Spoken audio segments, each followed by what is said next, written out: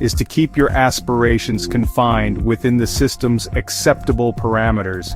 It encourages you to pursue fame and adoration, which are scarce and controlled by gatekeepers, rather than pursuing freedom and sovereignty, which are attainable through knowledge and discipline.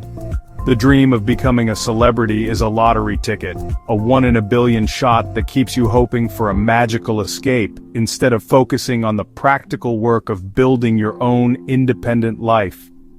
It is the system's way of selling you a dream that ensures you remain a passive consumer, forever looking up at the stars instead of looking around at the walls of your own prison. The modern media environment presents itself as an unprecedented era of information access. With a smartphone in your pocket, you have the ability to tap into more data than any human being in history could have ever imagined.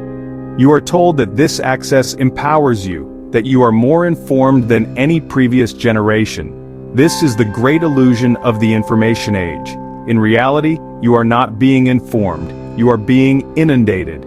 You are drowning in a relentless tsunami of disconnected facts, sensationalized headlines, biased opinions, and trivial data points. The sheer volume of this noise makes it nearly impossible to discern signal from static, truth from propaganda. This strategy of information overload is a highly effective form of censorship. The system no longer needs to burn books or ban ideas to keep you ignorant. It can achieve the same goal by simply drowning out the valuable knowledge with an overwhelming flood of junk information.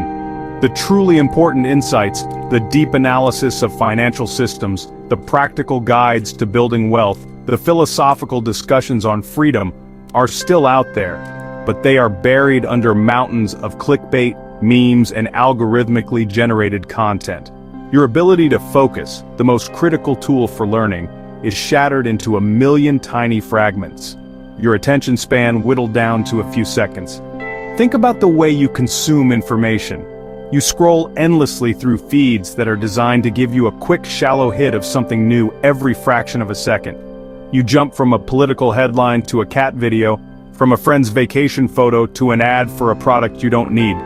This mode of consumption trains your brain to crave novelty and stimulation, but it actively prevents deep thinking and knowledge integration. You accumulate a vast collection of superficial facts without ever building a coherent framework of understanding.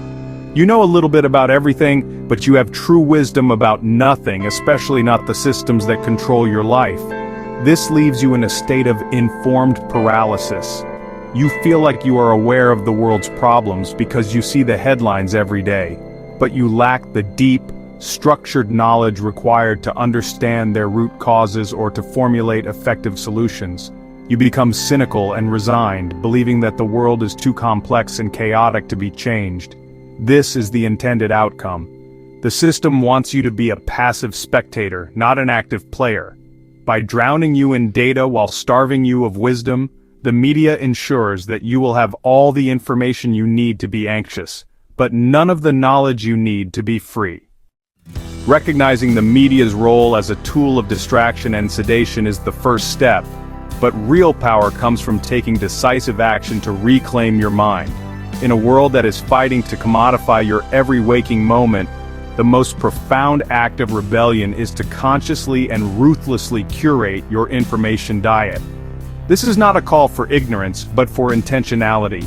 It means making a deliberate choice to turn off the noise so you can finally hear the signal. It means unsubscribing, unfollowing, and deleting the sources of outrage, triviality, and distraction that have hijacked your consciousness and consumed your most valuable asset, your focus.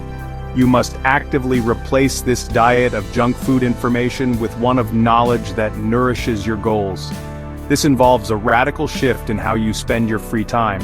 Instead of passively scrolling through feeds designed by algorithms to keep you hooked, you must actively seek out the information that will empower you.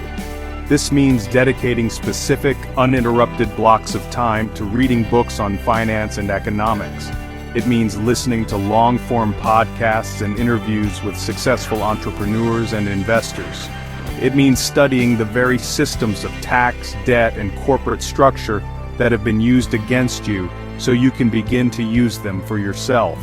This process requires you to build a fortress around your focus. Treat your attention as a sacred resource because it is.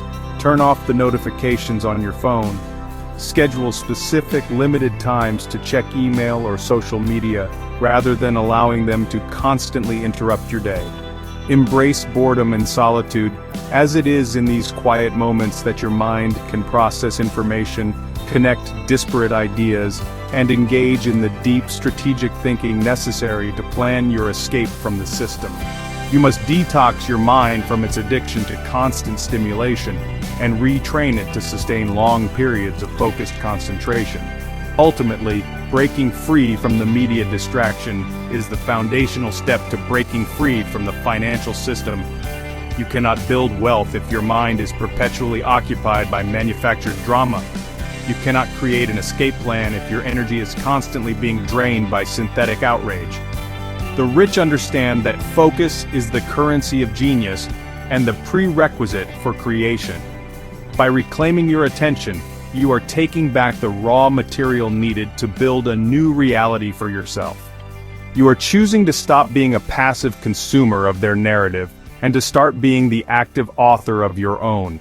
This is where the revolution truly begins, not in the streets, but in the quiet, sovereign space of your own mind.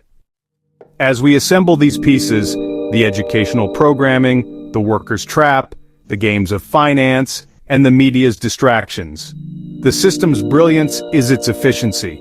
It doesn't rely on tyranny, but operates through an invisible architecture, enlisting you in your own containment.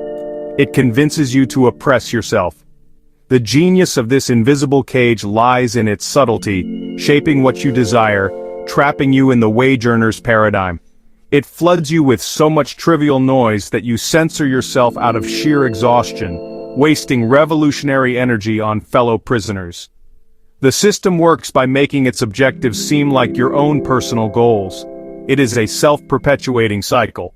It is a closed loop, a perfectly designed ecosystem of control.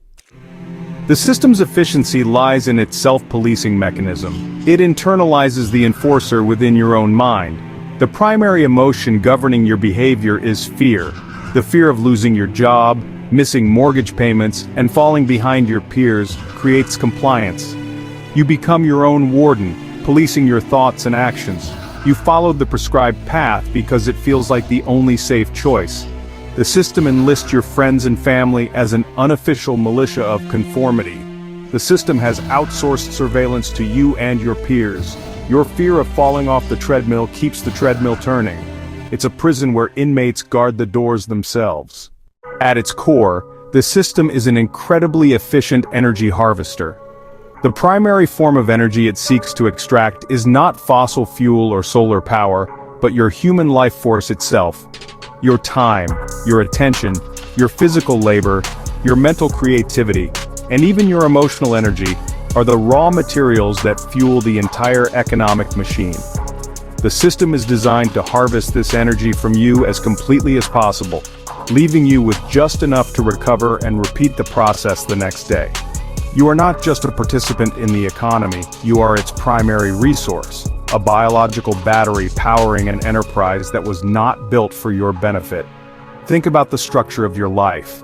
You wake up, and your first thoughts are often about your job, the tasks you need to complete, the meetings you must attend. You spend the best 8 to 10 hours of your day, the peak of your cognitive and physical ability, dedicating your energy to your employer's goals. Your labor helps create products, provide services, and ultimately generate profits that flow upwards to the owners and shareholders. The salary you receive is not a measure of the value you created. It is simply the cost of refueling you, the human resource, so you can return to work tomorrow. Even your leisure time is not truly your own. As we've discussed, your attention is harvested by media and technology companies. Your clicks, your views, and your data are packaged and sold to advertisers. Your desire for connection is monetized through social media platforms.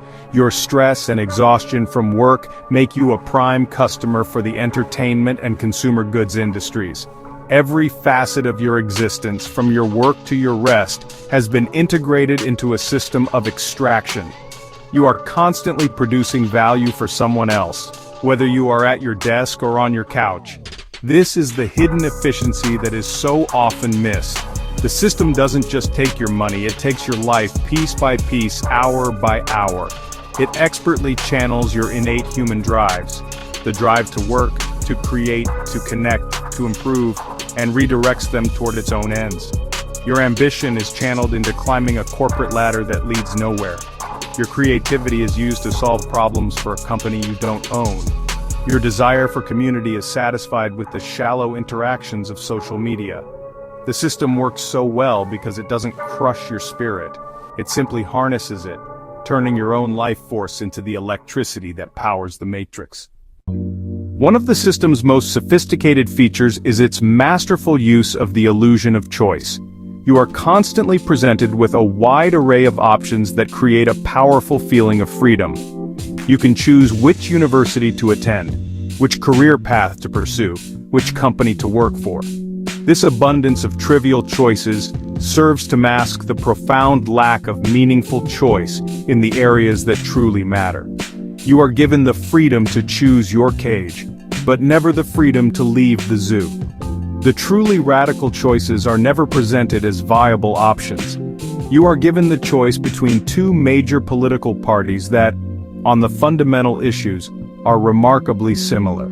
True freedom is the power to create your own options. The final and perhaps most profound aspect of the system's efficiency is its ability to normalize servitude. Over generations, it has so deeply embedded its principles into our culture that we have come to see the worker's trap as the natural state of existence. The cycle of waking up, working for someone else, paying bills, consuming distractions, and sleeping has become so commonplace that to question it is to seem strange, lazy, or irresponsible. The system has achieved the ultimate victory. It has made the prison feel like home, and the condition of being a wage earner feel like a noble and virtuous identity. This normalization is the culmination of all the mechanisms we have discussed. The education system presents the employee path as the only respectable goal. The financial system makes debt and dependency feel unavoidable. The media celebrates the lifestyles of high-earning employees and consumers, not sovereign individuals.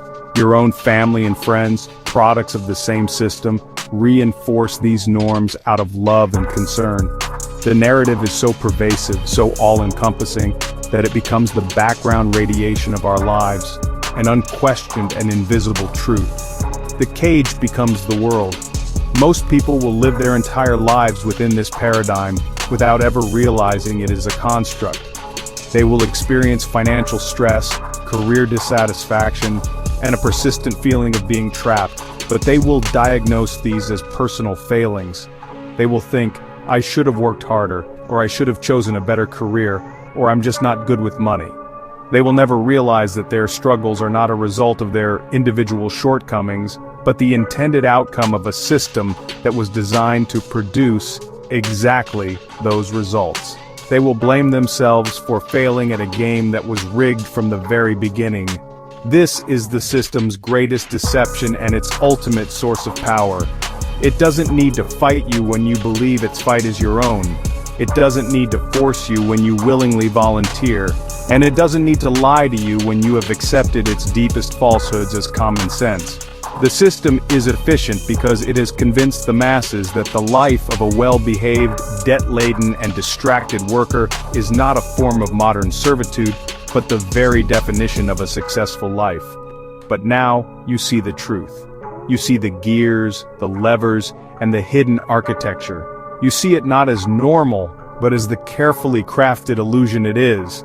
And that, well, that is the beginning of your escape. You have now journeyed behind the curtain and seen the intricate machinery of the system. You've seen how the educational system trains compliant workers and understand the worker's trap. You've witnessed how the media distracts you while the real game of power is played out of sight. The bars of the cage are only unbreakable as long as you cannot see them.